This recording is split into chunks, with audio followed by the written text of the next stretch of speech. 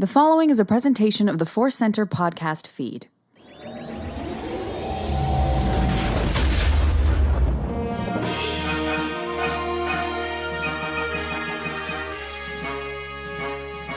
From the center of the galaxy, this is the Force Center podcast feed, and this particular episode is the Andor Report. I can't even do it today because I wanted to do something horrible. I just did it. Something popped in my head, you know, in improv, you're supposed to go with your choices. I backed off my choice, Joseph. I understand. I used to do a lot of improv. I've done some improv in the last couple of years, and sometimes my mind has offered me something, and I've said yes, but no to myself in my own mind. Like, I don't want to do that. I don't want to do that.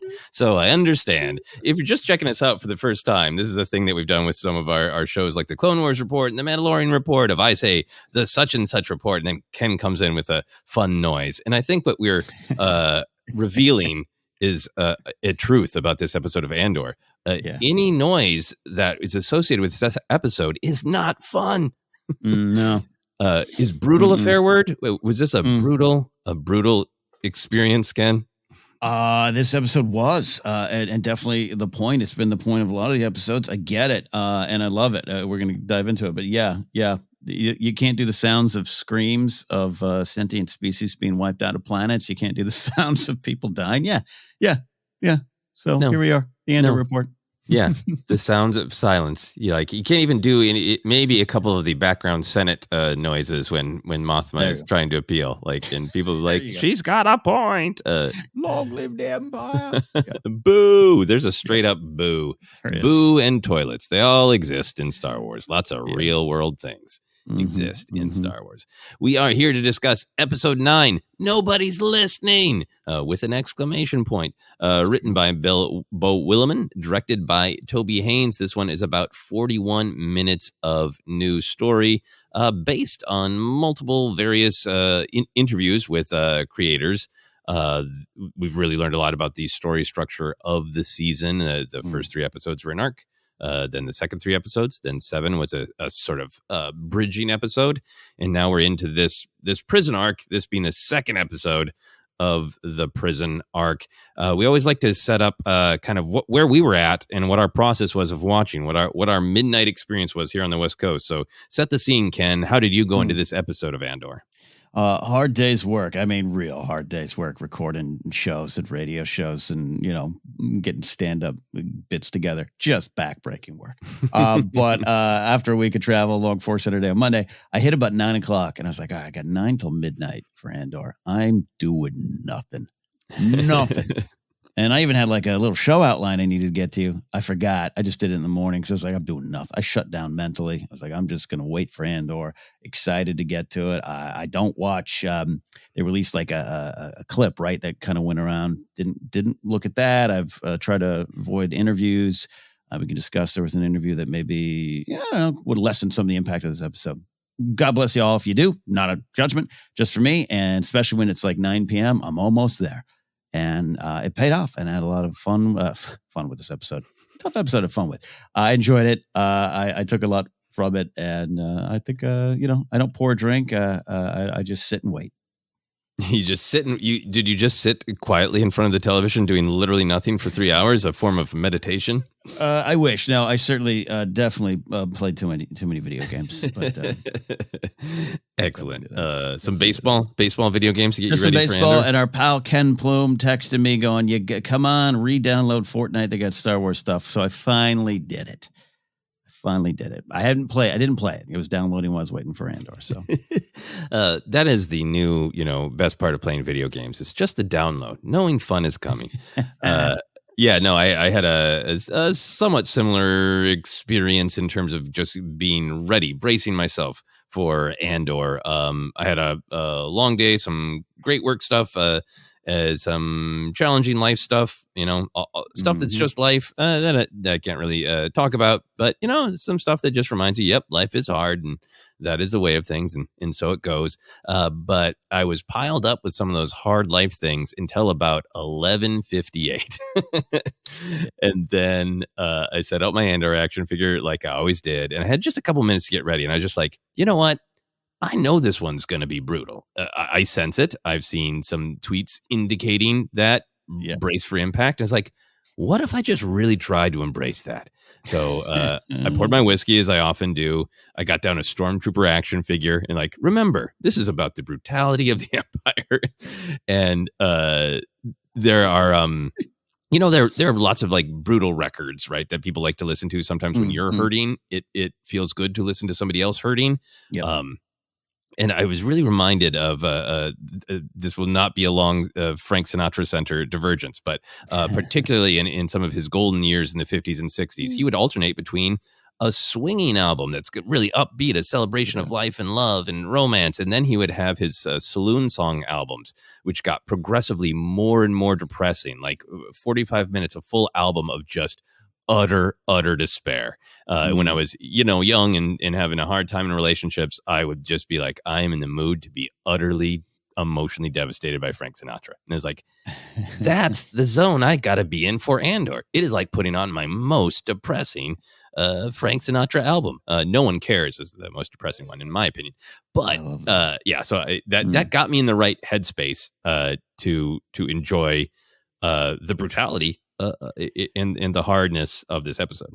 Yeah, I'm thinking of the U2 song that was a tribute to Frank, 2 shots of happiness, 1 shot of sad. It makes a lot of sense there. This was all sad, but great sad. And yes, sometimes it hurts so good. Yeah. And I think there's this really interesting, structure into our relationship with Andor, because we obviously know the entire story of the rebellion. Andor's story itself, even though it's bittersweet, is moving toward hope and change and action. So you know that the whole story is swinging in that direction eventually. The question of these episodes is how low are we going to go before we can start to move up a little bit? And it's good to be in that headspace. And it seems like there's still room to go lower.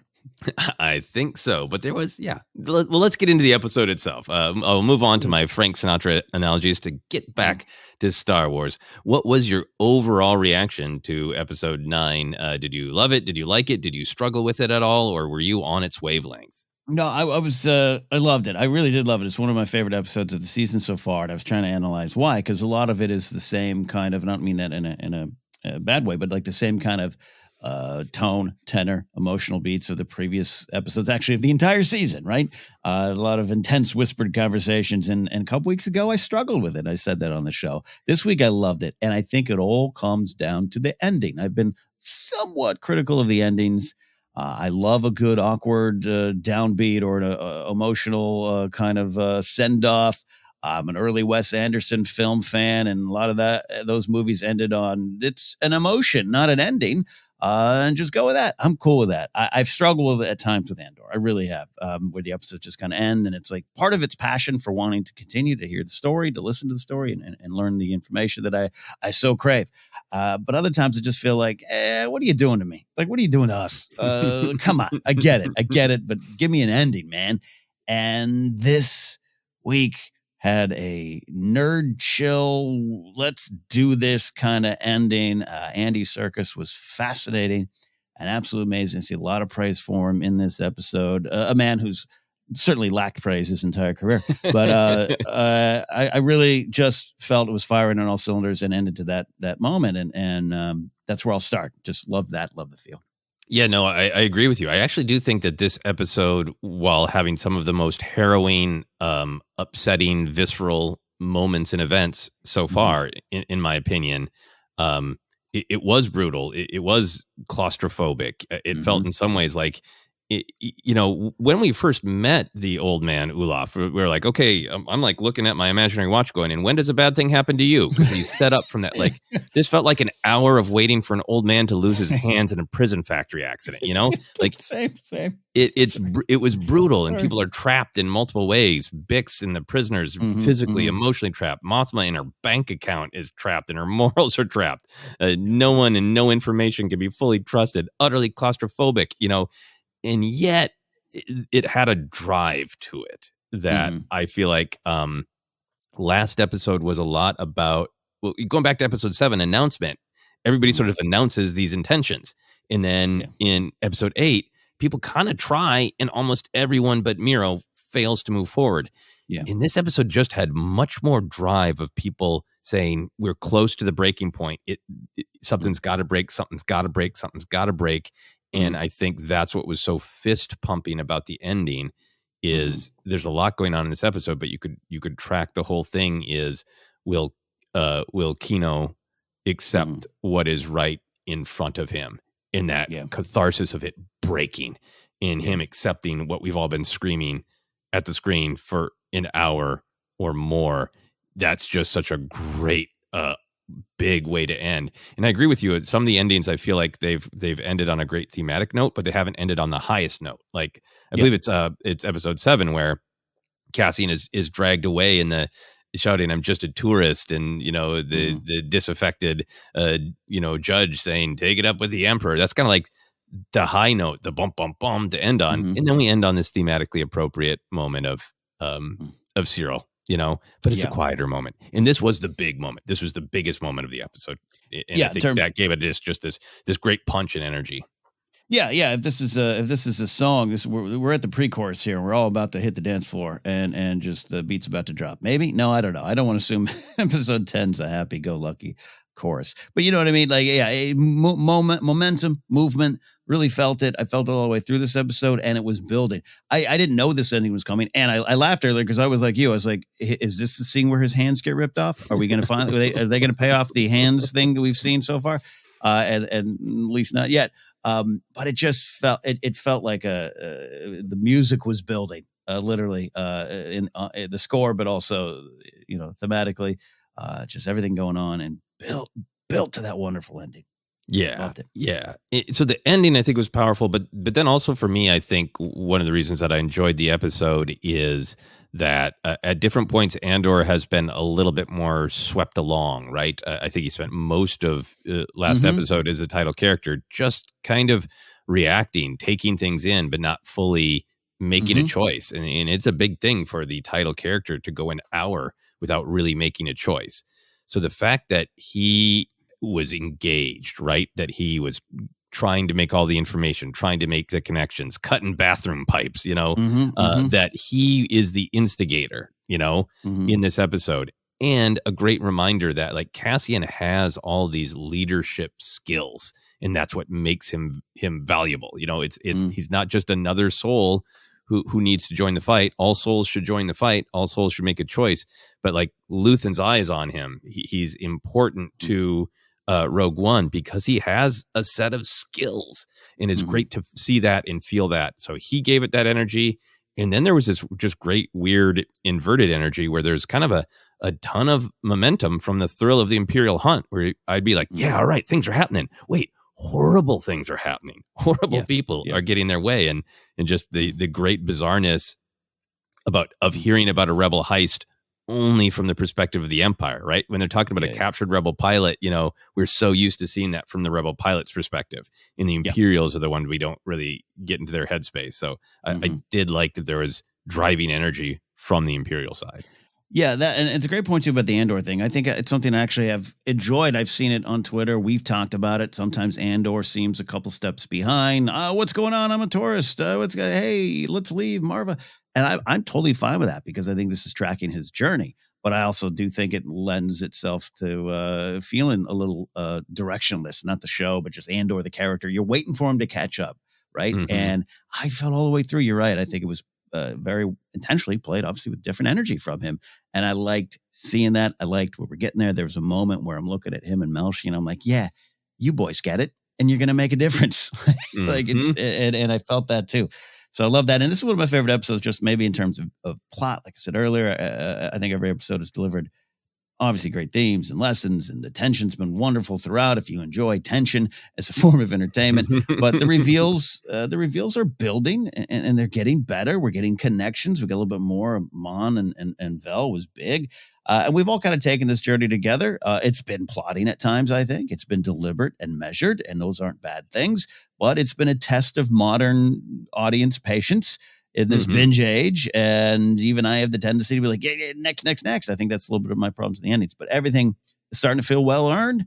I had no doubt that this would be what would happen, where we'd start connecting dots. I get how this works, particularly a spy thriller, but I think we're there. We're finally there. And I had a lot of fun with that too. When I keep saying fun, I think that's what I mean. I'm like, yes, clearer pictures, stuff's happening, momentum, like you said. I loved all that. Yeah, me too. And then my last big picture thing, I'm sure we'll talk about all the meaning of it. But I did just want to mention is you stopped yourself from doing an impression of the horrible alien torture. As Dr. Gorst calls it, a sort of choral agonized pleading. Like I said, we'll talk about the meaning of it, but for me, it was love is a weird word.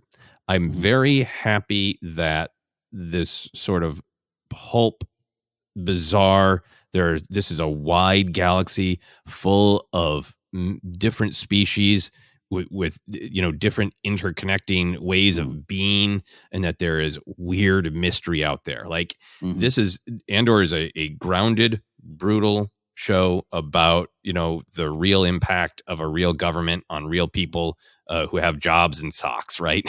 And that's what people are responding to in a lot of ways. But for me, I always still want it to be in the same galaxy where Darth Vader is, breathing in his meditation chamber and choking people from far away with his mind, and Chewbacca's running around without pants. I still want it to be that galaxy, and I kind of love that this was so horrifically, effectively dark, but also very much of genre, of space fantasy, of pulp. The idea that the death screams of dying alien children would rip somebody's soul apart is such a pulp idea. So I'm glad that they're finding ways to bring in that side of Star Wars in a way that still supports everything that is effective and successful about Andor.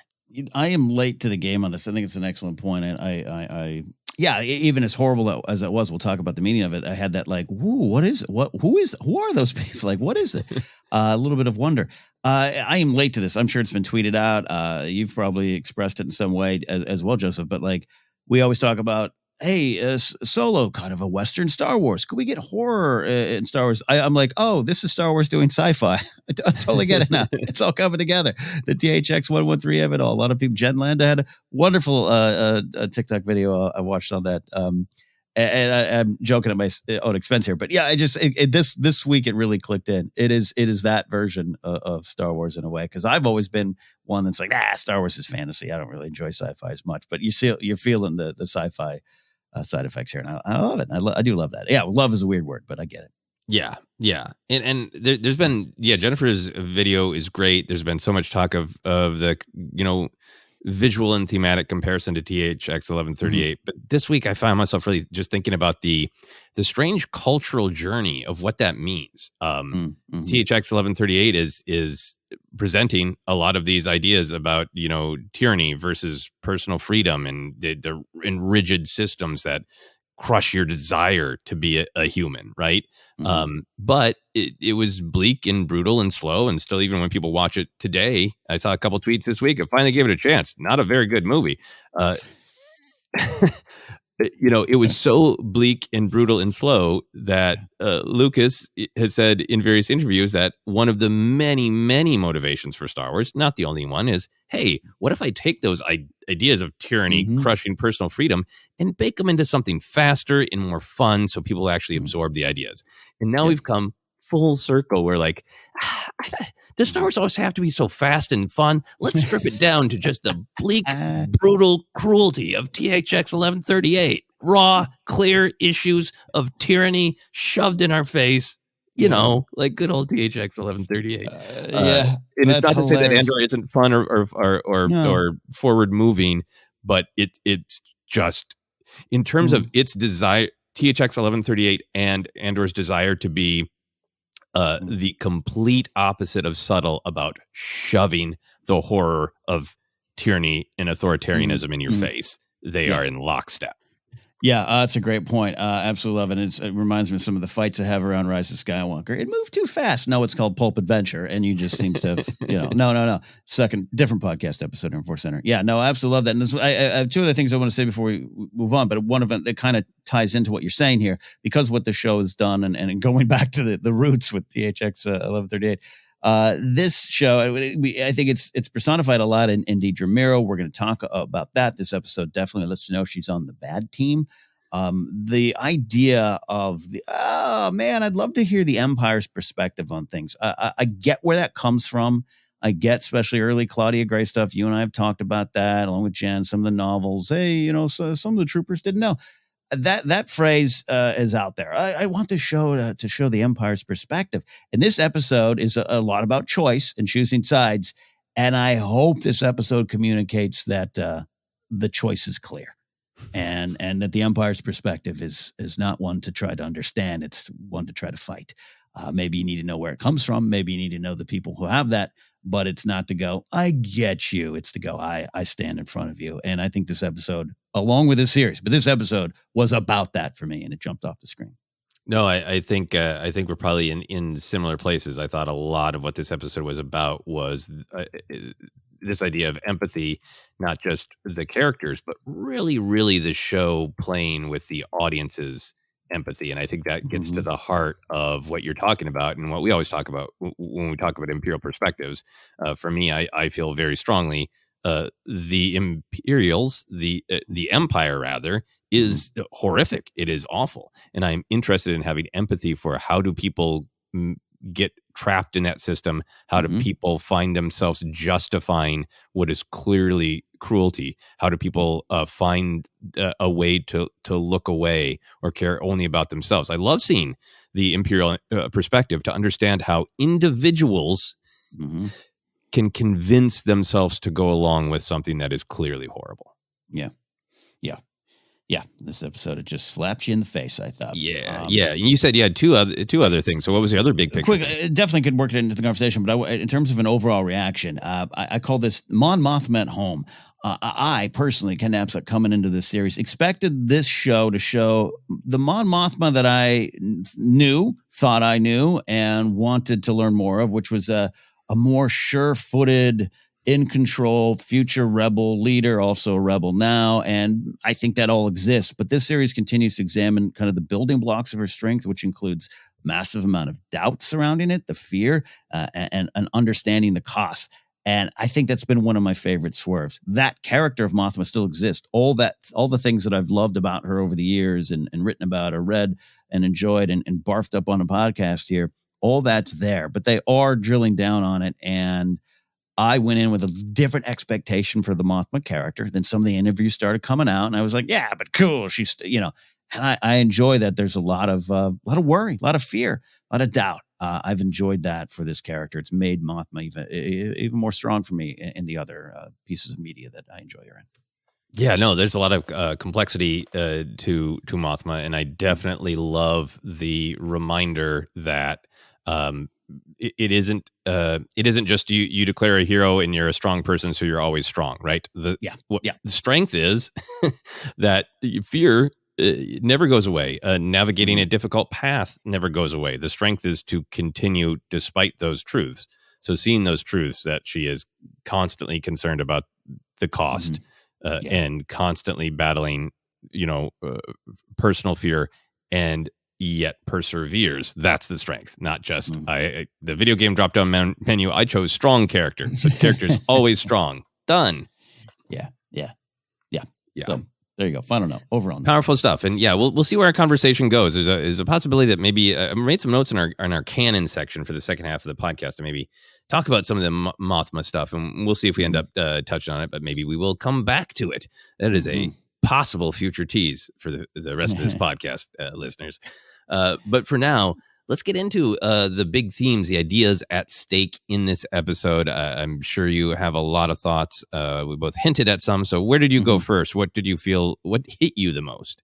Well, what hit me the most is definitely the choice to act, the choosing of sides, and how the path to there, even like you're just saying with the Mothma stuff, is racked with things like fear, Everyone seems fears in these episodes, fears that they are forced to confront, forced to maybe understand or identify in themselves, and that kind of ties into the absence of hope, and this rebellions are built on hope guy that we're following around here is walking around a world where hope is hard to find, and that kind of was the things that grabbed me. The overall theme of communication, which again, this episode, nobody's listening, and I've already seen it tweeted out, and you connect that to Rogue One and Andor going, do you think anyone's listening? Love that kind of stuff. But the communication angle, Meero trying to discover a quote nest of relationships, Partagaz, perhaps they communicate, talking about Marva and Cassian, the communication of the inmates and the prisoners and trying to get information, and the isolation that comes from not being heard, and how you deal with that kind of is a great topic theme for all these other things. How do you choose to act? How do you overcome your fears? How do you find hope in the absence of hope? How do you break past your own breaking points, or how do you get to them? Communication, community, all key in there. So there you go. That's my theme cards on the table. I really, really do like the idea of communication. I thought that was really central to this episode. There's lots of great examples of it, as you're pointing out. I think the scene where Mothma and Vel can't fully communicate, they can't have the full conversation, and we'll talk about that revelation of relationships for sure. But they're, that they can't fully communicate and have to put the mask back on, like we've seen before. Meero and the torturer are all about forced communication, right?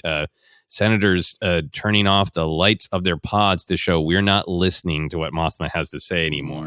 Edie Karn being obsessed with Syril's time away when he could ignore her, when he could break communication with her, right? We'll also talk in much more depth about the Syril revelations, but, the lengths he's going to try to communicate with Deedra only to be cut off. It is so much about communication, and I think what's interesting to me about that is it's getting into in a show that it's a spy thriller, right? But we're not necessarily getting mission after mission where like a Cassian has to, pretend to be somebody else and charm somebody else. It's not like, oh, you have to get in here and steal this document, right? Like, it's not quite like episode of the week. Even the Americans has more clear, even being is rich with relationships and emotions and subtlety. They still have like, often here's the mission this week and you do it or you don't, right? It's not quite that kind of spy thriller just yet, but it is about this central idea that there's an information war, right? ISB is trying to gather information. They are trying to be successful in knowing all, right? Which is a kind of how you receive communication. They want to know all the communication, and we see that the Empire is very aware that other people can't have communication. ISB needs all the communication so they can control, and other people must not have it. The prisoners, the rebellion, the public must not be able to communicate with one another. And I feel like that ends up being the spine of this episode with Cassian and Kino, where Cassian is spending the entire episode trying to communicate with the other prisoners, right? Trying to be a hub that collects all of the information that is needed. It's like Deedra and Cassian in this episode are on their separate but parallel, missions to gather information. And you mentioned it. There's so many ways where we see the prisoners trying to communicate, because it's normal for humans. It's normal for a community to need to be able to share, to get a big picture outside of ourselves to understand what is happening in the entire community, which therefore affects the individual, right? The hand signals, the prison rumors, Kino's anger of it. It takes a week for one word to get all the way up here. How many hands does it take for one word to get up here? It's really struggling with the lack of communication. And the absolute spine of the episode is that Kino wants to cling to this idea that they can get out, but the truth is that there's going to be mass murder. The incident, that inciting incident that's going to set us into the big climax of this arc next week, is a mass murder to silence communication in this thrilling moment at the end of this episode where we're fist pumping at the screen is a basic form of communication. We're cheering for communication, for Kino just giving Cassian a vital piece of information. And the fact that the show has ground us down under the boot of tyranny so much that we're cheering for a small moment of communication, like a hero just cut off a dragon's head. Like it's that big of a deal, you know? Yeah, we're choosing for the number 12 is what we fist pumped over. No, everything about it, and yeah, the stuff with Kino is perhaps I don't know. I mean, that's why it's jumping out to a lot of people. It's not just the performance. Andy's great. I get that. He was great in King Kong as the chef on the ship. I'm telling you, he's great. But it's just the fear in your face, the fear that even the cost of dreaming about freedom is what could cost you everything in this prison and even in this world. The need to connect, the need for community. It's so key. It's so key to us as humans. Even my own fight against depression over the years. I battle it often by making sure I am more social than I used to be, because communication and connection help me move forward. That's just for me in my journey. But I think even that's prevalent in this episode. When you're isolated, you naturally going to feel a little down, a little absence of hope. And that's what the Empire wants. Yeah, I mean, I so desperately want as much information as possible, particularly when interacting with other humans, that sometimes I have to check myself, because I'll start, if I sense that somebody wants something, but I don't know why. I so desperately want to know why, because I just feel like that's often like how you resolve things, right? Like even something as silly as, what do you want to do today, right? And you have conflict, but. Yeah. If you could just say to somebody like, this is why I don't want to go to Disneyland today, you'd be like, oh, I get it. So that really spoke to me. I think, communication is the first, absolute necessity for even the chance of, forward movement and unity. Yeah. Yeah, absolutely. Yeah. Really, really intriguing stuff. I think for some of the other big picture stuff that you're talking about, the idea that really jumped out to me is empathy. I've been really intrigued by this show, as we've talked about in previous episodes, looking at why people are with the rebellion, why they're with the Empire. Is their perspective the very personal? Are they really worried about the other people trapped in these systems, and who will get hurt by it, and will I lose someone close to me, and people who have become hardened, and it's just the ideology, right? And that's all they're focusing on, and they're pushing the personal away in order to do it. And I think this idea that it really ties to that is empathy, is just the ability to imagine what others are feeling and care about it, either an individual or to blow it out largely to, like, there's this planet somewhere and I've never met the people there, but I have empathy for the horror that befell them. So I think there's a lot going on in this episode that is sort of testing different characters' empathy, showing characters with a lot of empathy, showing characters with a lack of empathy. And I think this episode the whole show's been building to it, but I think this episode really manipulates audience empathy to try to force us to ask questions about how we see people. Is this the Deedra Meero file? It's the Deedra Syril file. So I have a bunch of stuff that I want to discuss in the actual episode, but honestly, the audience empathy games is the juiciest. So let's just go there. I think, yes, there was we have been talking, and many other people have been talking this whole time about how we know that we probably aren't going to agree with Deedra Meero's ideology, but we've been rooting for her because she is technically correct. She is being shut down. We are noticing that she's the only woman there. She's been told to stay in her lane. All these things that naturally make us empathize with her. And at the end of last week's episode, another character that we empathize with, Bix, is suddenly, in her grasp. She's torturing Solomon Pack. And there's that real question of, are we going to learn anything about Deedra, or see something that's going to make us understand more, or And there's that tweet from an article that went around basically saying, no. You're not going to see any empathy. We did that on purpose. So I went into this episode with that. So there's that game with Deedra that I think comes to a head. Where how do we feel having empathized with this woman, watching her be just incredibly lacking in empathy, and in fact using the idea of empathy on multiple levels to viciously torture Bix in a way that we are made to feel. But then that's great and fascinating by itself. But then I want to talk about the Syril of it all and then get your thoughts. Syril is also a character that we've disagreed with his actual actions, right? But we've seen him be. We've been offered to relate to him, right? He's strangely funny in his super uptight. I tailor my own clothes. We already have a little bit of empathy for him, I think, in the first arc. But then once we recognize that he has been dominated and demeaned by his mother for his entire life, that you can have some empathy for that.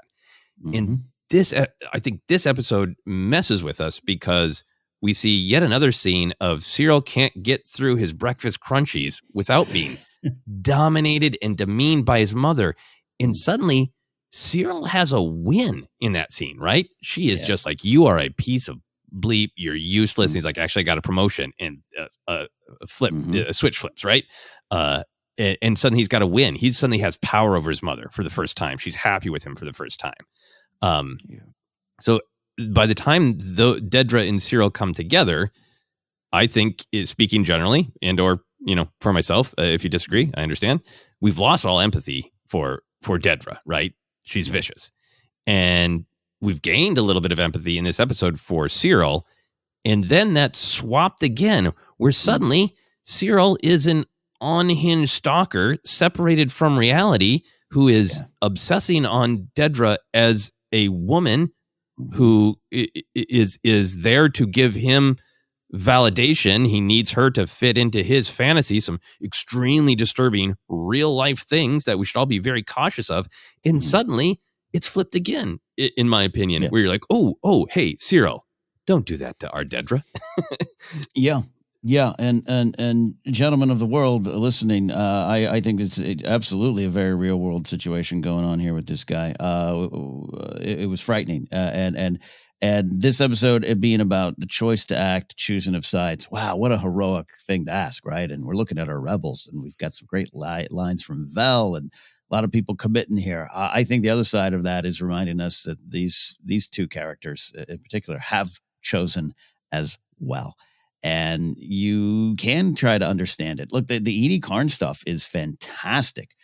Maybe it's a little bit of a personal journey for myself, but her selling her protection, her attachments as protection, the helicopter mother, if you will, the overbearing mother, I'm here to look what I provided for you. Look what would you do without me? All those kind of things. I love you. It is all sold as protection, and it's control, it's emotional torture. And so it's not unlike the Empire, safe and secure society, by the way, to me. But yeah, so you start to understand it, but you still have a choice. I think that's what Star Wars likes to remind you. And Syril has chosen, and he's, like you said, unhinged, detached from reality. There's some always his slurp. We'll talk about his breakfast cereal slurp. Her line to him about we were having a conversation. You were running for questioning. It's very funny on the surface, but it's also very real down below. I think you're right, and I won't even get into Deedra here, but the bad guys have chosen to. Yeah, no, absolutely. But I think that everything about Syril, what you're saying is spot on. Of that, just utter the way the cruelty manifests, I think, is what's from his mother is what is really intriguing about me. And I think when we're talking about getting Imperial perspectives, when we're talking about empathy, right? I think Syril, we're really being presented with a character with like, I understand the hell that you have gone through that is allowing you or pushing you to making these bad choices. but that can't excuse your bad choices, right? Or else we all just like, hey, anybody else who has had pain, you have a license in society to turn around and give other people pain, in the same way that was inflicted on you. So having empathy and understanding the cause so it can hopefully be stopped, healed, changed, redirected into a better path. I think that's what's powerful about it, because Edie is has set up a system where you only have value if an external person gives it to you. Mm-hmm. And Syril is fighting and fighting and fighting to establish his own inherent value, right? But it doesn't work. Yeah. Nobody's impressed by his tailoring. They mock him for it.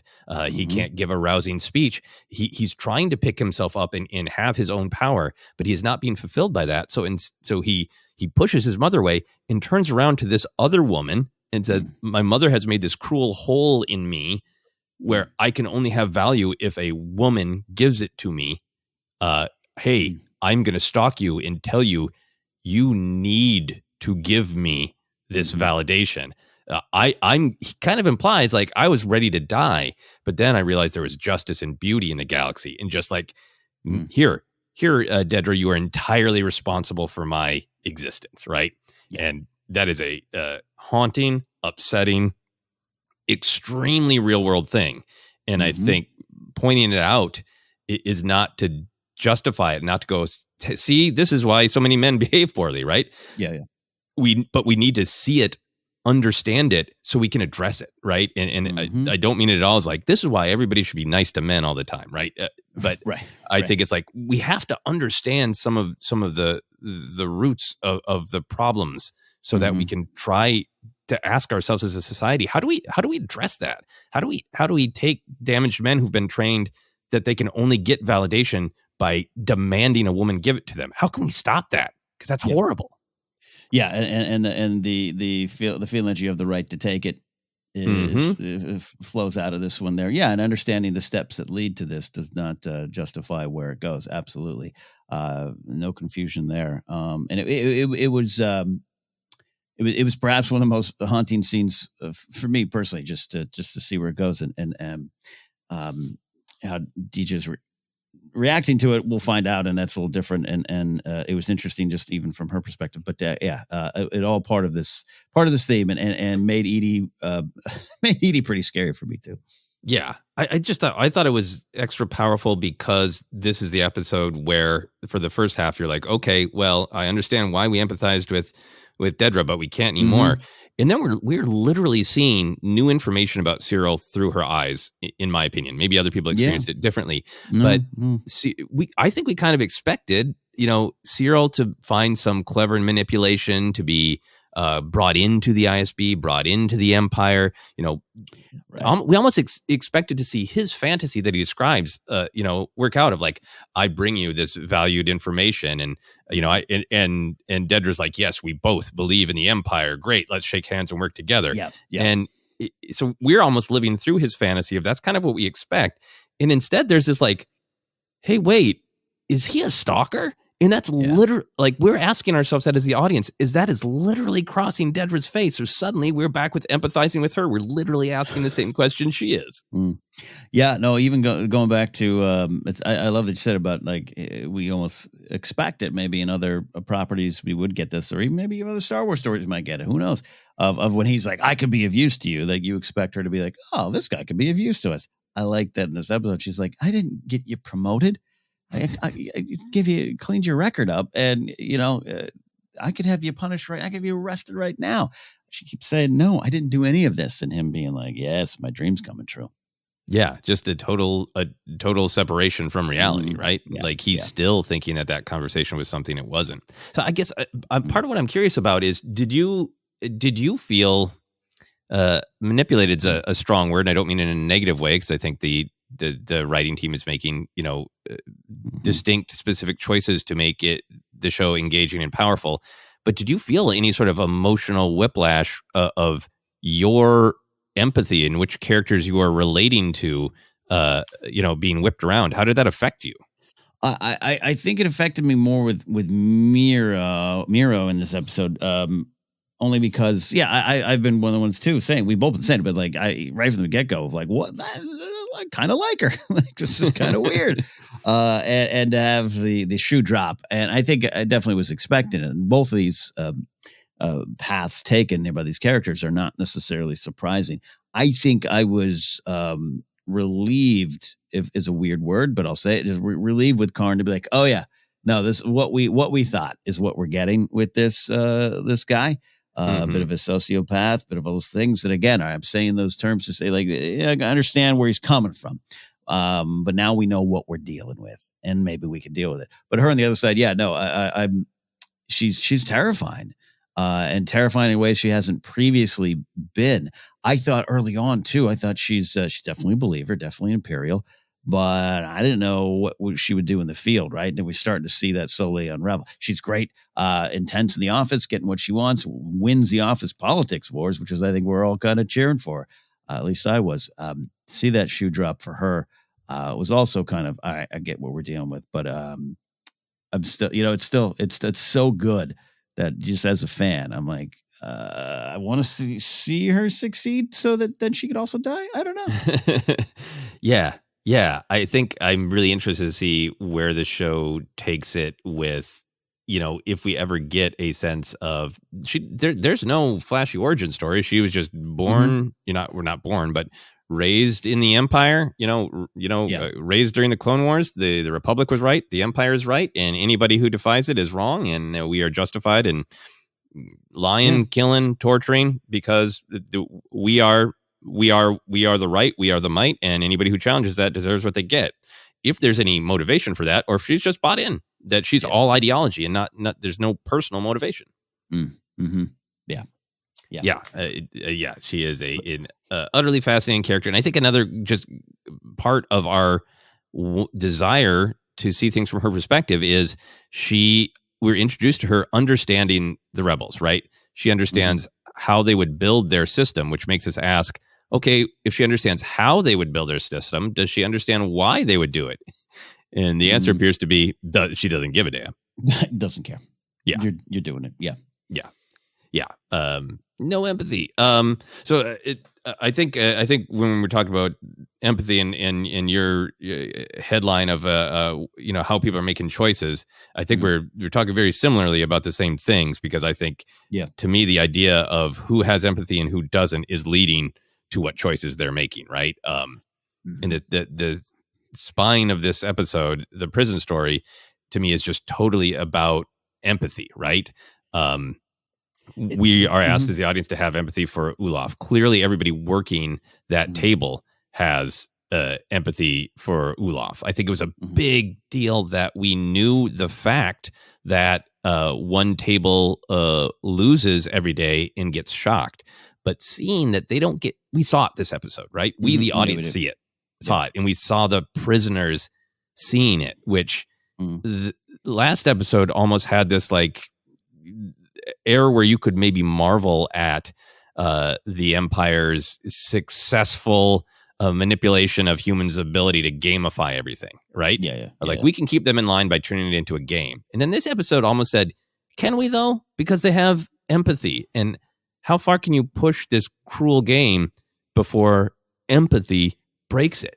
That's what I was thinking about when I saw the prisoners seeing the shock and looking away and not being able to go, yeah, it's us or them. Like, they can up to a point. They don't want to be shocked. But is that driving people apart, or is it driving them together? Because one day it's that team shocked. The next day it's going to be you.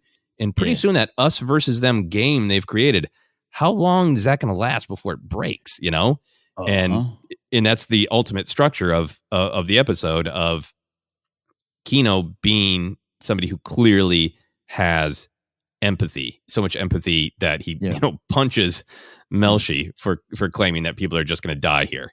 And when he finally sees it, when he sees Olaf die and learns everybody in this prison is going to die, the thought of getting out is a lie. I think it's the empathy that leads to that fist pumping moment, that leads to that choice you're talking about. No, I think you're right. I want to dive into that a little bit here. And Luthen wasn't in this episode, but I hear his voice going, "Oppressions breed rebellion." Absolutely. I think they were being, the inmates are kind of pulled together. The fact that they're even communicating around there is interesting, to see so the doctor comes in and we talk about the choice to act and the choosing of sides, focusing on the choosing of sides. There's cost, there's fear, there's all those things we can discuss, absence of hope. But you talk about Deedra Meero, talk about Syril Karn, I would describe them as having a lack of empathy for others, right? Mm-hmm. That doctor he probably had the empathy beat out of him. It's probably a defense mechanism, refusing to use Olaf's name because he just doesn't want to know it. Yeah, I've seen him before. And you go down a checklist of everyone in this episode, the inmates, Kino Loy, focusing on him, Mon Mothma, Vel, Bix, Pack, even if you want to talk about it, they're all giving up information against their own will. These are all people with empathy, and that leads them to a certain choice. And I think that tracks to the real world. It's one of my arguments that I've had with a lot of people around me. Trace the empathy. Follow the money. Follow the empathy. Where does that lead you? Once you connect to that concept of what that word truly means and how it has everything to do with people that aren't you, that leads you to make big choices and certainly go in a certain direction. I find Syril has none. We even talked earlier, the early episodes, the murder of two employees. There's a lack of empathy in everything he's talking about that. For me, it wasn't just that he wants to maybe use it for promotion, but it had a different feel than someone else who would like, hey, two of my buddies are dead. That's not different feel. Meero, different feel. I think your theory is right there. I think empathy is a connective thread that leads you to certain directions. Yeah, no, I think I love what you're saying to connecting it back to those early episodes, because Syril isn't like having empathy over they had families. I had lunch with them. Like he's even told by his boss, they're not good guys. Not good at their job. And this guy had to do something really, really awful to get bumped down from the job he had, right? Mm-hmm. It isn't about the personal. It is about Syril investing with all of his soul in the us versus them ideology. Mm-hmm. Mm-hmm.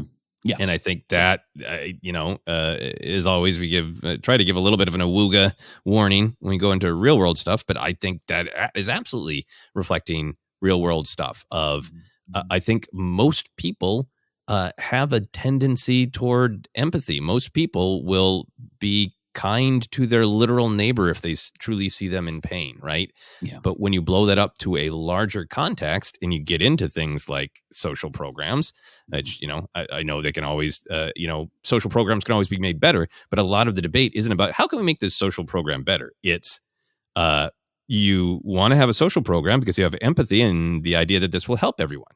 Yeah. And the way to get people to not want to help one another is to make that people an other, to make it an us versus them. Oh, this social program is just about other people taking things from me. If you can get people to believe that, they won't support helping one another. Yeah. No, I think it's very clear in the real world. We'll keep the examples for another show. But yes, and that's something that's led to. It's very personal for me, where it's just like once I started realizing, this was what's in my heart. This idea for not just the greater good is some philosophy that can fit on a bumper sticker, but to actually feel and listen to the pain of others and understand it, and that will drive you. It doesn't mean that Kino doesn't have a personal stake, and I had some hope of getting out. We'll talk about that, but that's on display. The Olaf death is so personal for him. Mm-hmm. I just want to get back on his feet. He's got 40 shifts left. All that stuff there, and you have a doctor that's, I don't hold him accountable. He's probably had a beat out of him. How many people has he seen in this position? How many people has he put those shots into to kill his time there? Obviously, he's a doctor in prison. That's what he was probably assigned. So fascinating stuff. But I think you're right. Yeah, no, I think Medtech Razif, I think was his name in the credits. Mm-hmm. And in Kino are in a similar place. They have their defense mechanisms in place, but I think almost seeing the Medtech mirror his defense mechanism in his face, Kino, of just stay hard, stay tough, having the lie of we'll get out of here and Olaf only needs to make it 40 shifts, that having that lie exposed was big. But I think having that, seeing that Olaf is dying, this is his last moment and we can't even use his name. That's how much I've allowed my humanity to be stripped away, is real powerful. Yeah. And then I'd love to talk about some of the other kind of instances of empathy or lack of it leading to people's choices. I think that torture scene with Bix is extremely effective. from the buildup of kind of at the end the end of that long opening scene, like 6 minutes long, where Bix is sort of like, hey, if I lie to you, if I tell you the truth, you're probably going to torture me either way. And Deidre being like, yeah, so go ahead. And then the whole idea of that torture, I'm fascinated with it because it is bringing in this more bizarre sci-fi fantasy alien side of Star Wars, but for the horrific meaning of it, right? It's not... Gorst is using empathy as a weapon. It's beyond just not having empathy. It's knowing other people do, so using it as a weapon. Before he even puts the space headphones on Bix, right? Telling her the story is using empathy as a weapon. Telling her specifically that it's children, right? It is attacking her empathy. And then I have to think whatever bizarre space fantasy thing is going on that H.P. Lovecraft kind of horror thing of this sound drives you mad. It has to be about empathy, right? It has to be something that's like successfully communicating the utter unacceptable levels of horror. And all of that is about empathy. And I think it really drills down on it because it's a very interesting and different choice of shot where as the horror begins, Bix looks directly in the camera, into our eyes, and makes it impossible for us to look away. It's another one of the ways that I thought this episode was really going beyond just what do the characters feel about empathy to trying to make us feel it. I'd say it's empathy as a weapon is a great point, and it's this episode has a lot of breaking points. Suffering used as torture was just particularly cruel. This Dr. Gorst, man, serial killer, buddy. But also in terms of just a great acting performance to just really sell what's going on. And and these ones are we definitely they're children. Like what a effing psycho. And that there you go. That's your Imperial perspective. Very effective. And I like because it's just eyes. You can see your face. The scrunching, the pain in her forehead was particularly effective, unfortunately. Yeah. I feel like a lot of other shots where, Star Wars characters don't generally look directly in the camera. Yeah. It might have bumped, but I think that was part of it of like trying to make us really see what is happening. Yeah. I'd love to talk about Mothma and Vel a little bit. You're talking about their choices. Vel, I think, has one of the clearest lines of the episode of the show about what she's choosing and why. But I feel like in contrast to the horror show of Bix and the prison, even though Mothma and Vel are trapped, that everything there is defined by empathy. This is the first time we get to see Mothma have someone who knows her, sees her in her entirety, and that is about empathy. Absolutely. The great shot of it all ends with that Mon Mothma shot for Vel leaves, just alone, isolated, fearful, but to lead up to that, some great stuff. We've chosen a side. We're to fight against the dark. We're making something of our lives. Mind you, these are two very rich people. Mothma's very influential, maybe. We'll see. The Senate seems to be a hard place to get things done these days. But you know what I mean? Yeah, it just the great cost. This is the absence of hope, all that kind of fearful stuff. But I as a topic, sentence, theme, it was a great scene. Yeah, no, absolutely. I mean, I feel like, Mothma's speech as the lights go out, it was about broken communication too, but it was also about like, she's saying real basic things, right? Our first responsibility is the citizens who sent us here, this government of democracy that we set up, this place matters. It's a temple, and the lights just go out. A symbolic way to say, I don't care. I don't care, right? And it's what Mothma could do. Mothma could, if she didn't have such care for the galaxy, if she was not able to say like, I don't know if she's met the Gormans, I don't know if she has a great background with them, but she has empathy for their entire society, right? And she cannot turn away from that. She could be given pro Palpatine speeches with her, soaring oratory skills every day and have everything she could imagine, except for she would be broken inside because she needs to help people. I love that line too of the her kind of speaking of the sanctity of the Senate, even just the chambers, referring to as the temple. Whether or not she absolutely 100% believes that anymore at this point in her life, I don't know, but it's there, and her just trying to sell that to me is an empathy moment, right? Like, don't you have empathy for the people that put you here, the people that voted you here? Isn't that why we're here? I thought that was pretty fascinating.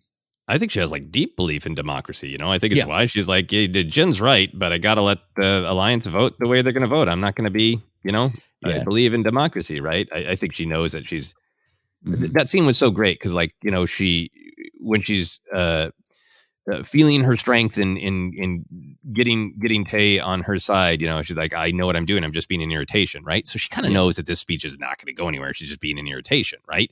Yeah. But it's still hurting her soul to be confronted with this utter lack of empathy and the loss of communication, and everybody in the Senate being so beaten down and falling in line. Yeah. Yeah. I'm still waiting though. Side note, still waiting to just cut to Masamita sitting up there in the center, but not today. Not today. I paused and put my nose right up to the screen. There's a pixel there. That might be Pixel Palpatine. I'm holding out for Pixel Palpatine. Yeah. Oh, he's not there. He's studying cult magazines about Exegol. You want to move to Exegol? Yeah. Yep. And I think we'll talk about it, I'm sure, in some of the comedy moments. But just having Vel there really reconnected us to Mothma's just, kind, beating human heart, right? Her worry about Vel, her fear that they're in too deep and how much people are going to suffer. But also just in this house that we've reminded again and again that she's trapped in, that her husband and her daughter don't really like her at all, which we're reminded again. They hate her guts, and they've been reminded again. And she has this cousin who not only knows her truth, but validates her with that zing to Perrin, right? So we get to see Mothma validate a little bit. We've had different conversations places about, is Bail Organa going to show up? And I've been like, I want him to, because I want Mothma to have an interaction with somebody who knows her, who sees her. And I kind of got that with Vel, and I was thrilled by it. Yeah, no, it was you're right. It's warm, right? It's a tiny fist bumping moment of Vel saying that line. Well, all the good ones are taken. I loved everything about that reveal and what that leads. And are they cousins? I once auditioned for Family Feud as my friend's family's cousin. It was just a friend of mine. I don't know. I'm curious to know even more about their history and what do I take as fact and what do I take as cover. Yeah, I mean, it seemed genuine to me because of how clearly Vel knew exactly who Tay was, indeed. And with, Mothma's great line about, please just go be a spoiled rich girl for a little while. Please just be seen around Chandrilla being who they expect us to be, who we've been raised to be. Mm-hmm. Yeah, I agree with that. Absolutely. I'm just curious I think I want Luthen to start telling the stories of how we found everyone. And I think that was a great reveal that they are related or possibly masquerading as being related, as you're saying. I sensed it is true. But I still sense that there's been something deeper with Luthen. So, what that relationship is and how that all crosses, if it is just, in allegiance to Mothma as well, knowing he's risking Mothma's family. It'll be fascinating to see. You've mentioned a couple times that this is an episode full of breaking points. I really agree with that. What did you think about the idea of breaking points in this episode? Again, we're trying to, all right. So again, pull out a pamphlet. So you want to choose to fight for the good side. We are all then faced with the fears. There's the fears of everyone in the cause. Again, there's the fear of the inmates. Even the cost of dreaming about freedom is there. We're all suffering from absence of hope. I think that's the nobody listening exclamation point kind of idea that's going on there, though Cassian uses it in a little bit different. But I think all that leads to when are you going to break? It's sad. Great performance to watch Olaf's body and soul slowly break throughout this episode. Very effective, down to eye twitches and groans and grunts, and you just see it. And he's holding on for this idea of freedom. Bix, because it's we've seen in Star Wars, we know that Leia was tortured, Han was tortured, Poe was tortured, and Kylo gets the information out of him. And this is obviously a little bit more, intense version of it.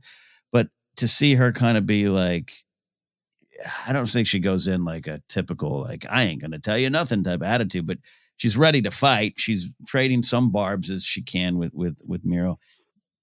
But to know that what's going to break you, again, this empathy, what you have, things that might lead you to the good side could also be used against you. She breaks. Pac broke. The Rebel pilot breaks, by the way, real quick. Mm-hmm. All the information, they got it. Yeah, I think Dr. Gorse just told him the story of where the recordings came from, and it sounded like that Rebel pilot was like, okay, good, okay, fine. Yep. Yeah.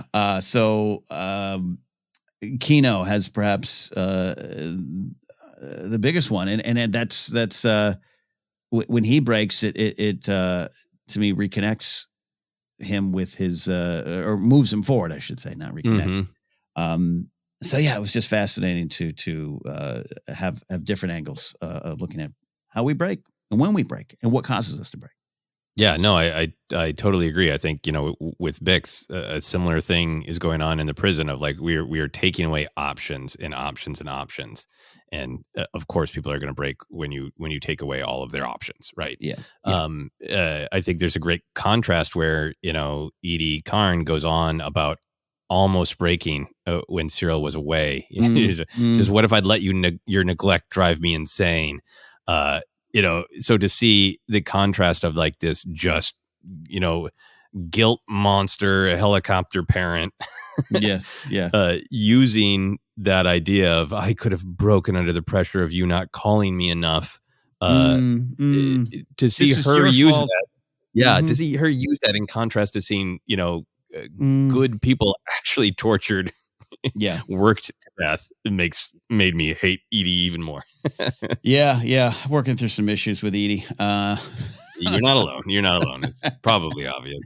I so agree with Kino. We've talked about it a bunch, but I really love the picture of him here that he is clinging to this defense mechanism. I don't think this entire episode he believed wholeheartedly that people would get out, right? There's all these lingering doubts. Like that's what he needs to believe. I think that's why he overreacts so much for a guy who's in control and, punches Melshi in the gut because Melshi makes that really dark comment of, guessing that everybody on the second level has been killed and says they set them all free. And, turns around and immediately breaks character, right? And I think it's because Melshi is pushing on the defense mechanism, right? Yeah. And when the defense mechanism of no, if we play the game, if we do the system, we'll get out. This is how many days different people have left. Ulaf will live. It'll be fine. When that gets punctured, that is his breaking point. Yeah, it was just really effective. Well played indeed. All those kind of surface level looks at it. But I mean, it just kind of, I think we all can get to that point and we all want to hope for a better tomorrow. What's the line? Cassian has a line about it. It says something about it's just another day or always the next day. He says there. I wrote it down. And and to see Kino, who is especially when we meet him, you're like, who's this brutal a-hole? Like, come on, man, and you're in there for some reason too. And I'm doing this because I'm almost out of here. So you listen to me, so I can get out of here. And of course he's going to deny that. I thought it was a pretty effective seeing the quiet conversation earlier about, have you ever dreamed about getting out of here? I'm not going to answer that. I got 217 days left. I totally get it. It's totally just realistic to be like, head down, all good, on till morning. And then once you kind of connect with that, again, we're talking about the idea of empathy, but to see him fight that, that's some of my favorite writing was the, how many guards, and finally the final answer being no more than 12. Oh man, it really worked, and you can take it into your own life, your own real world. The breaking points of when you're going to finally commit, when all the costs are weighed. Are you going to make something of it, and how are you going to commit? Yeah, and are there moments where we fall into systems, cling to our defense mechanisms, and go and say it's not happening, or it will get better tomorrow? And, there's somebody saying like, yeah, maybe it won't. And importantly, like Melshi starts, right? When we meet him and he rushes up to Cassian in the last episode and just like, give up all hope. Right. Yeah. And there's no shortage of people out there who will point out everything that is broken and tell you to give up all hope. Yes. What we need is what Cassian is doing in this episode. Is like, I don't want to die in here, and we don't deserve to die in here. So let's gather information. Let's work together. Let's make a plan. That's what's fist pumping, right? Not just the acknowledgement that everything sucks, because if you stop there, what do you got? It's the plan. Well, it's the action. It's the doing something together. That's fist pumping. And what I love that you talked about it earlier, but to just shortly address it, like again, to see him talking to not even the people at his table, but he goes to that other guy. Now, hey, what does he say?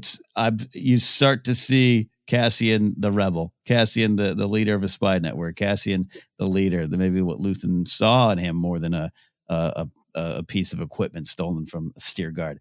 I did really enjoy that. And I think it played really well with what you talk about of not to say anything bad about Melshi, but you're right. So much of like, we're done. Yeah. And I'm really curious to see how this affects Cassian going forward, because obviously he wants out of the prison. He's restless. He's clever and motivated and can bring people together and all that. And I think he'd want out of the prison regardless of ideology. He just doesn't want to be there. Right. Yeah. He doesn't want to die in there. But the specific thing that's going on, right? The revelation from the medtech at the end, he says a man who was just released on 4 ended up back on 2 the next day. Word got out on the floor, and then they killed them all. So they didn't kill them for misbehaving. They didn't kill them for rioting. The Empire killed them because if people for communicating, and the fear of what if any of these prisoners ever gets released and they communicate to anyone else in the galaxy the utter horror of what we're doing, that might cause rebellion. That communication might bring people together. It is a fear of people, coming together. It's a fear of information. And I'm curious if Cassian's going to internalize that of like, they do have a weakness. They fear us coming together. They fear us knowing the truth. They fear us spreading the truth. So that's what I'm going to do. Yeah. Love that. Yeah. It was really effective. Final thought for me is I thought that it was, mostly setting up stuff to come, but I did think it was another sort of breaking point where, Tay, after, having some struggles to make the money stuff work, is basically like kind of corrupt gangster figure with a straight up Star Wars gangster name of Davos Skolden. First of all, I loved it. I love Tay. I love all the Mothma stuff. Like I said, to see her here. And again, a sense of not complete control.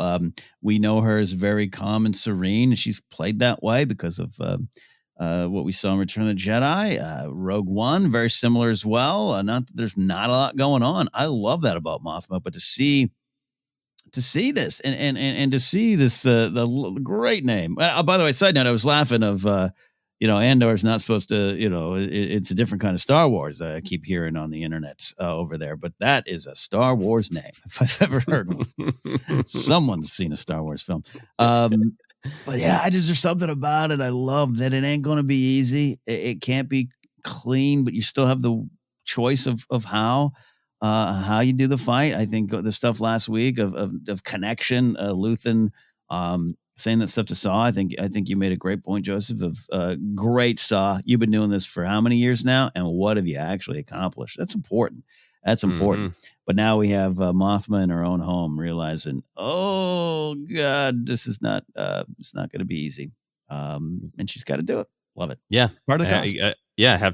What is the cost? Here's another breaking point. I have to work with Davos Skolden, who is like one step up from Jank's mean pants. And, and I hope we see him. And I hope it's some really cool stunt casting that they kept secret, like Circus. Oh yeah. Oh man, that's really fun to think. Who is this going to be? Nick Cage's entrance into Star Wars? Like that's how far I've gone. I have to work with Absolutely wild-eyed Nick Cage. And I say that as a fan of his recent work, the recent genre he's created where Nick Cage loses his mind, that genre of films. Here's my wild prediction, because it's Tony Gilroy. It's Matt Damon. That's going to be a phenomenal performance if Mothma's like, it's come to this. I have to work with vile villain Matt Damon. Don't hold me to that. All right. On that note, we are going to take a quick break as we find some joy in this very hard episode of Andor. We'll be back in a moment.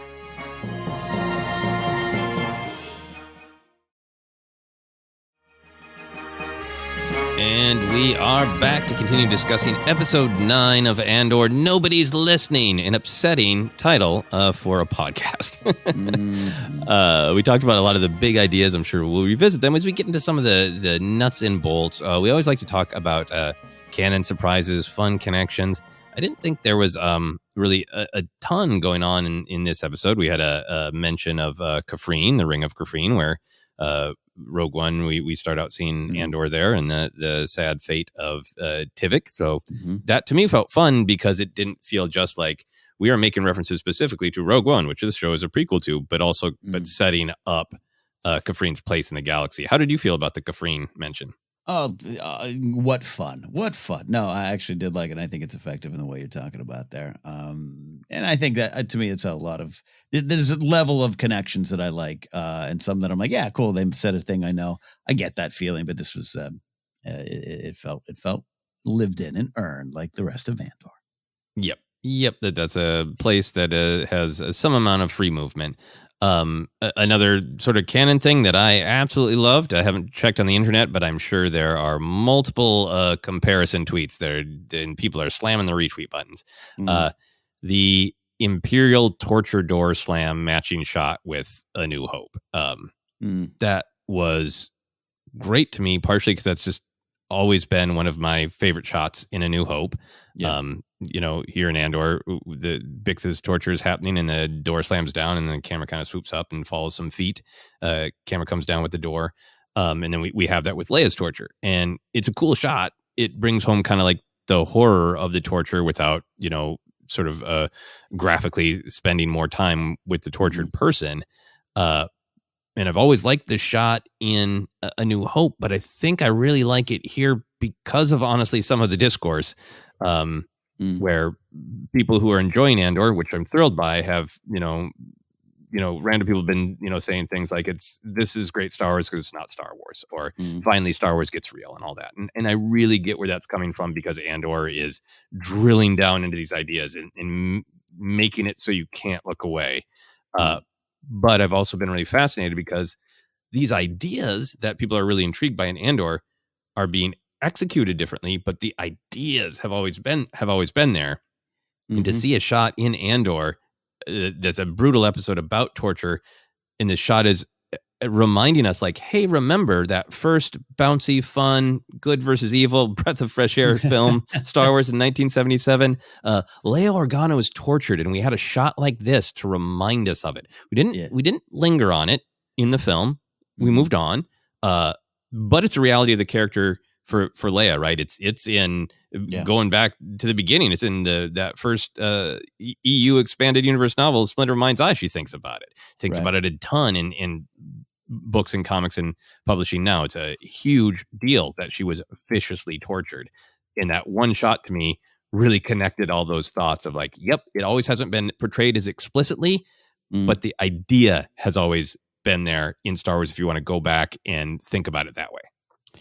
Yeah, no, it's weird to say I love the reference to torture in New Hope. I know it's weird to say, but no, it's gonna be part of the discussion around Andor now, and it will probably be for a little bit. The idea of it, maybe we'll have a deeper discussion. I absolutely love what's going on. I absolutely don't understand some of the positive comments about it that seem to challenge the rest of Star Wars. I don't know. It's a weird dance, but I'm with you on shots like that.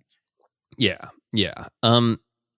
Any other thoughts on torture callbacks, or are you ready to move on? We can move on from torture callback. Excellent. So I there wasn't a lot of other canon stuff for me. So I wanted to ask about specifically, I think you and I are saying we love everything about Mothma, seeing that she has all this strength, but here's all of the pain and the loss and the fear that she needs to go through in order to retain that strength. But how are you feeling at this point about the picture of Mothma's role in building the rebellion? Obviously, we know she comes to take it over. She becomes the figurehead. She gives the speech in Rebels that is the call to the galaxy, saying, let's rip the Band-Aid off. The Emperor is a tyrant, and he needs to be fought. Who's in, right? Clearly, the leader. But there's the cutscenes in Revenge of the Sith, where the kind of early formation of the rebellion that suggests Mothma was in on the ground floor. Those are cutscenes, and now we're getting this dialogue where Mothma says to Vel, "I'm starting to think we're in over our heads. He's got us spinning." Vel says, "Stop! You took a vow." I kind of interpret he as Luthen. Because she's been talking about the mission that Vel is on. I guess you could interpret he is Palpatine, but I interpret it as Luthen. And there's no this is not a, wow, news alert, canon change. But there's for me, the possibility to suggest that Mothma is just there in the Senate. She knows everything's wrong. She's trying to make things better in the Senate. Maybe she's giving a little bit of money here and there or whatever. She's doing legitimate charity. And Luthen's the one who says, this is a revolution, this is a rebellion, I'm recruiting you, Mon Mothma. I'm not saying, again, that is what is being said, but I feel like that idea that interpretation is possible. Do you agree with that possible interpretation? And if so, how do you feel about it? I'll say I 100% agree with you on that. I think it is a spiritual shift in some of the canon of Mothma, emotional and literal.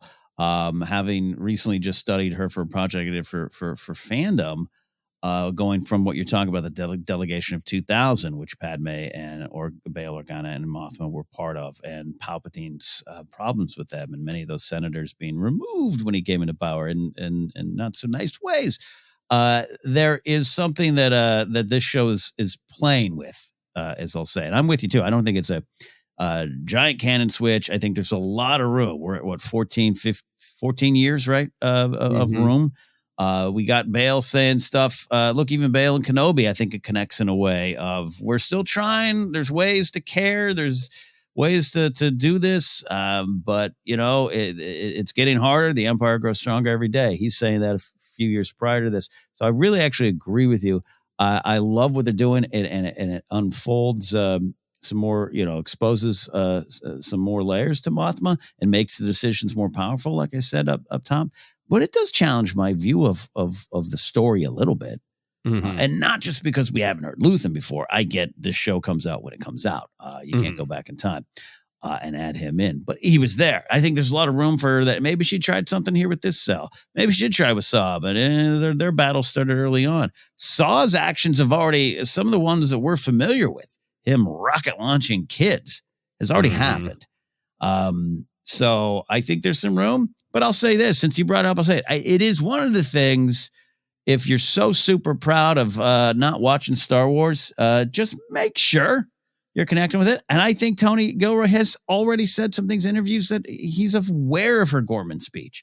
He's aware of the moments. He's not lost on the timeline. Notice Pablo is tweeting out about this show more than anything he's tweeted out about in years. It's not as big of a credit as he got in Obi-Wan, like literally physically, but it's the exact same credit as Obi-Wan. Yeah. I think he got a screen to himself in Obi-Wan as lore advisor, but the same exact credit lore advisor Pablo Hidalgo is in the Andor credits. So all that to say, I think it all tracks, it connects. It's the math. You and I had the discussion about the Tales of Jedi canon debate, not the representation debate, but the canon changes debate. I'm not worried about it. I'm interested about it because it is different. It is different. It's adding a little bit more of her. I always say, it feels like she's behind the eight ball. And it does feel like that at times. And I think we're going to get to the point where she makes more choices. But I was even thinking about Rogue One. How she's played in Rogue One is very similar to Rebels, but also more importantly, Return of the Jedi. Genevieve O'Reilly says she thinks about Caroline Blackenston's performance every time she dons the Mothma gear. I think that shows in this. So I'm fascinated by it, but I actually think you're very right. It's a bit, it adds to the story right now.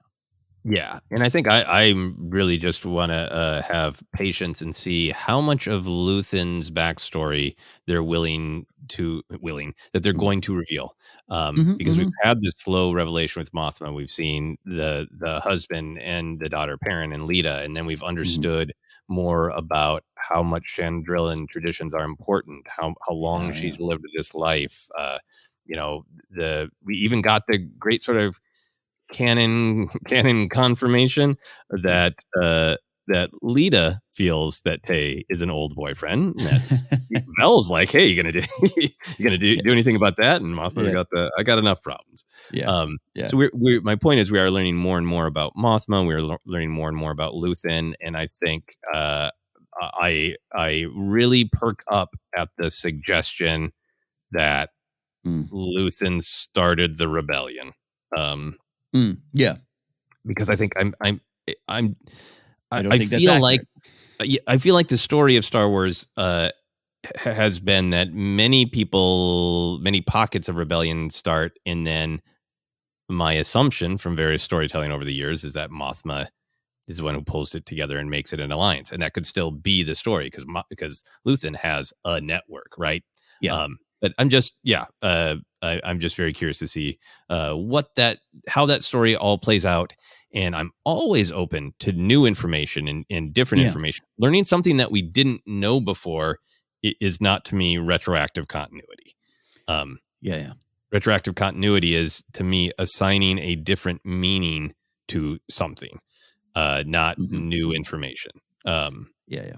So for me, I'm always open to new information, and I'm interested to see how it's going to affect Mothma's story and the story of rebellion. Yeah, no, I'm with you on it.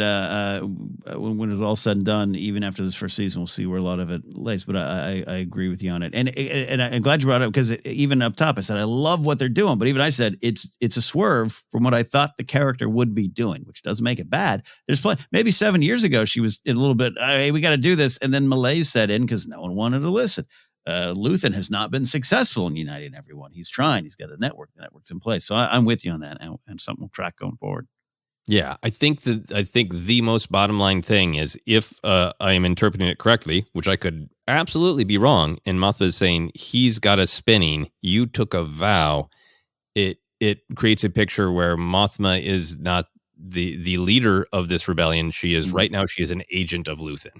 And we know eventually she will be the leader, but right now more of an agent of Luthen. I agree though, Yeah. Intriguing stuff. The only other thing that I want to talk about in canon is sort of some canon of actual Andor. The last couple episodes have been clear to drop some time, which sometimes Star Wars is like, don't talk about time. We don't want you to think about how many days of travel this took or how many hours, right? But this show has been saying, has been dropping months, right? We got a mention that the Starpath unit was found last month, and then another 30 days passes with Cassian in prison. It's been a month now since the last episode when Deedra met Syril, right? Does that the fact that we start out 5 years before the Battle of Yavin and months are flying by in Andor, does that give you any thoughts about where this season is heading? In terms of just timeline, because I think we're going to pick up 4 years in. Now, this is where I might be just jumping to interviews I've kind of read. I am fascinated with the time. I even loved the one last week of the 30 days drop off and Andor's just enjoying a good prison meal. Like I was fascinated by that too. It does make me think what else is going on, but I especially with Mothma picking up and still speaking about the same things and. Parents, all the interesting people just becoming really boring these days. Talking about politics. Talk about politics and caring. I'm fascinated about how fast it's moving, but the situation stays the same, which might be part of what's going on. You got to break through it. But yeah, interesting. I think we'll be about 4 years out.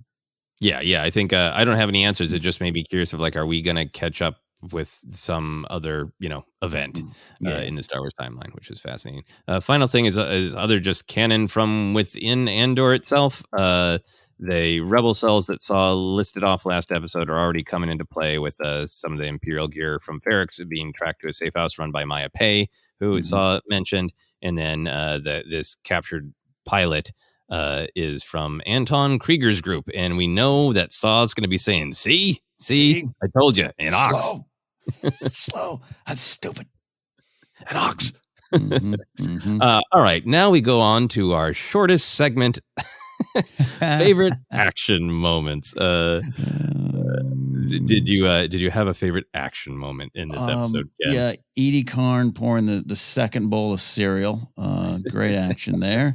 And I'm not saying this like, damn, I miss action. The tension is its own kind of action. It's been fascinating to see this show kind of deal with that side of Star Wars, the pew pew side, a little differently. Yep.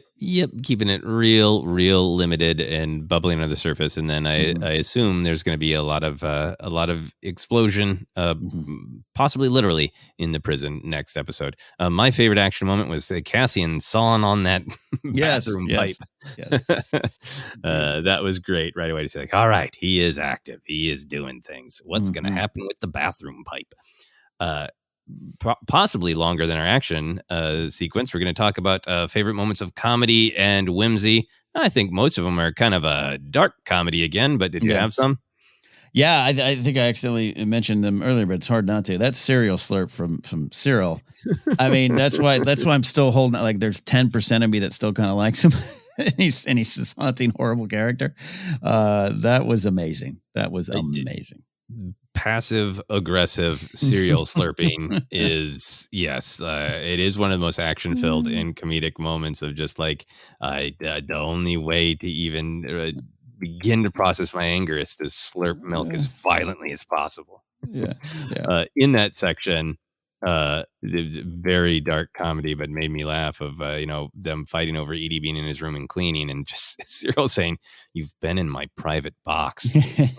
My little secret box. Yeah, it's just it's both so painful to feel that, like, that violation, right? And he could be saying, like, you have snuck into my soul and taken my own value away from me, right? But at the same time, there's almost this comedy, this guy who keeps his hair so tidy and tailored, and of course he has a private box. I feel that violation again. Working through some things in real life from my childhood. Anyway, some cassettes hidden in interesting places in my room. Anyway, the dinner scene, I think you and I both had some fun with at the Mothma family apartment. In particular, that Perrin continuing to trying to grab that ring of worst husband ever. All in with the traditional Chandrillan ways, thinking, telling Vel that she needs to find a husband and who's left of any value at your age. And Vel saying, yes, all the good ones are taken. Great zing that Perrin doesn't seem to hear. And Mothma's smile is just like, that's a fist pumping moment to be like, oh, finally, Mothma has, an ally at the dinner table. Finally. Yeah. And Perrin just assuming Vel is of a certain type, right? Is part of the coding there in that scene too. We don't like Perrin. Loved everything about that scene. Nope. You mentioned this one earlier as well, but this is another dark one, but it is just one of those, like, to me, comedy, functions on contrast. And sometimes when something's just a shocking contrast, it makes you laugh, even if it's something really dark. And that's Deedra's line of, like, that wasn't a conversation. You were brought in for questioning. It's that sharp contrast between, like, remember our first date? Like, you were hauled in to be interrogated. That wasn't a date. It's a very funny line. It's a very scary line, very, very haunting scene, but a dark comedy indeed. I imagine that there's a lot of women who watch that scene and will watch that scene and are going to say exactly what you just said, Joseph. Yes, it wasn't a date. Why didn't he get that? Which is a problem, and dark comedy at best. But yeah, I loved that moment. Love that revelation. Yeah. I only wrote down one other moment of comedy and whimsy, but I almost didn't because I figured that you would be bringing it up. So I want to see if I was right. What else you got? Yeah. You're talking about Partagas saying, "Let's go." Exactly. Oh, Anton Lesser, you kill me. I love that. He had some great ones throughout, but that beat of like everybody is so anxious to move up the ladder in the ISB and to please Daddy Partagas, and then those two just sitting there with their thumbs up their bleeps, and then waiting for the beat. Let's go. I also just feel I want there to be, for the sake of comedy, at least one more really great "Let's go," because at the end of the Aldani arc, Skeen has that incredibly huge, incredibly weird, incredibly great "Let's go."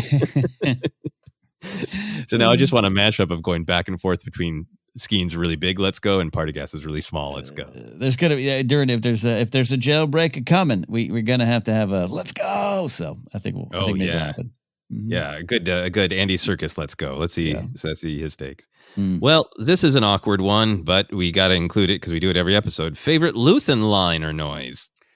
Yeah, just the memory of him telling Saw oppression breeds rebellion. Yeah, nothing there. No, he was there. That line, oppression breeds rebellion, was like absolutely true. But this episode, no, next episode. Okay, got it. Yeah. There's actually a previously on where he's got a weird line reading when he's talking to Clea, and he says, "You're guessing." So still got my Luthen in the previously on. Love that.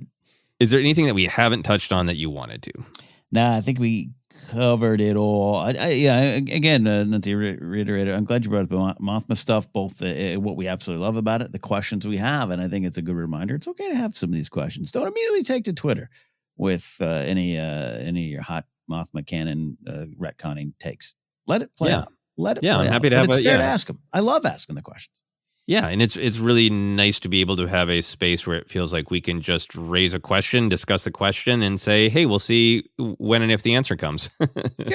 Before forming a strong opinion. Mm-hmm. Yeah, my only other thing that I wanted to touch on is just, the Mothma soap opera is, I don't mean that in any disparaging way. I think it's this sort of, there's levels and levels of intrigue in Andor, and I feel like there is this sort of, as Coruscant turns, what's going on with the drama with Mothma, and she is focused on the Senate. She is focused on trying to get the money, trying to deal with Luthen.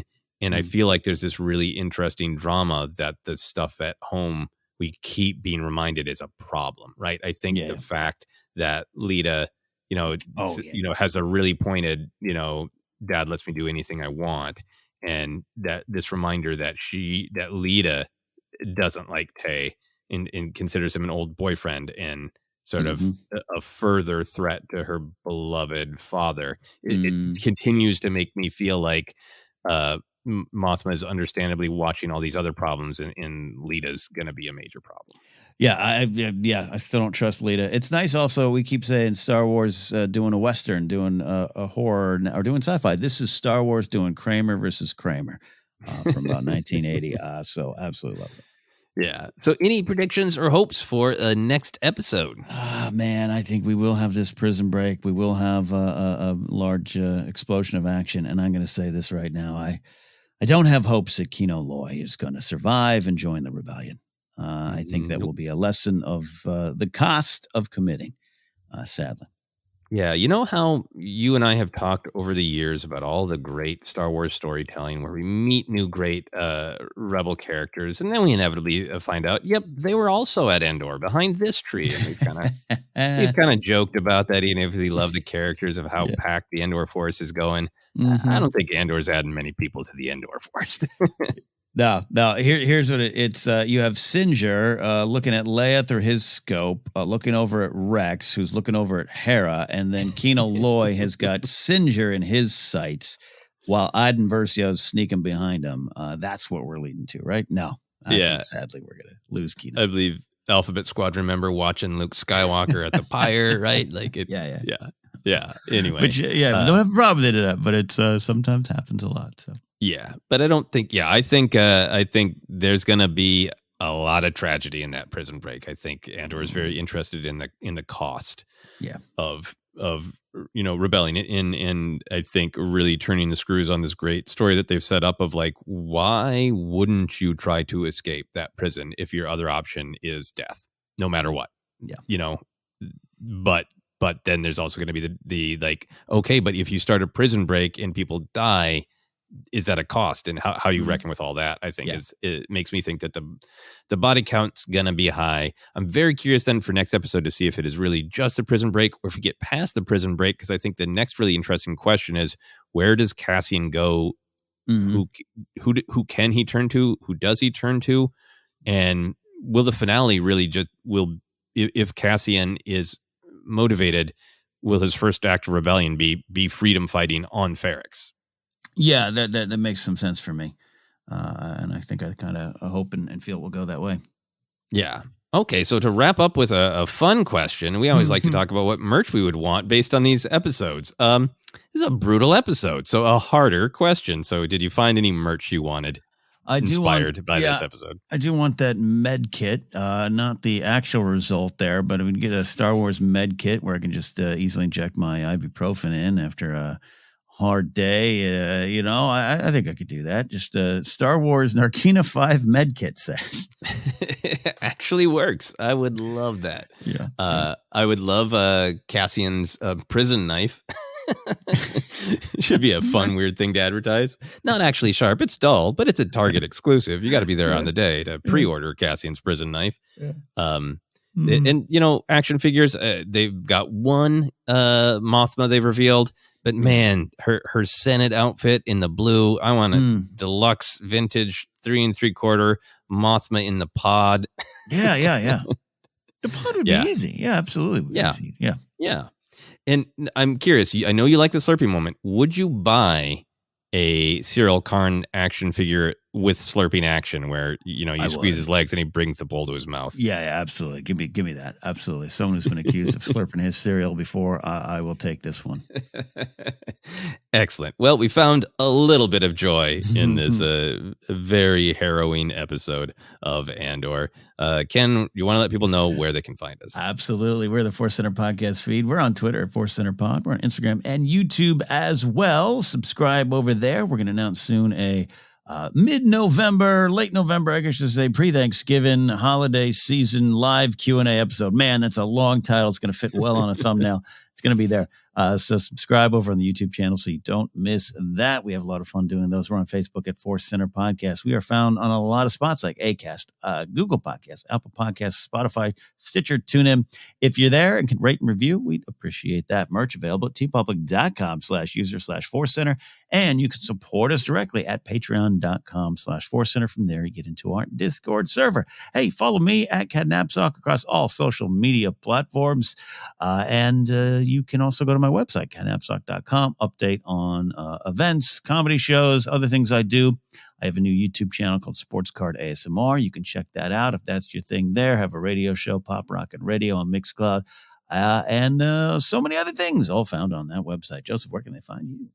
Yeah, you can find me Twitter, Instagram, TikTok is at Joseph Scrimshaw. If you're interested in any of the other things I do, the thing I would love for you to check out is my YouTube channel. In particular, right now I have a new short film I released about a week ago. It's called Peace Fight. It's got myself. It's got Ken Napzok. It's got Mark Ellis. It's about 4 minutes. I've been making a request to Force Center listeners to check it out to see if I can get to about 1,000 views within a week of it being up.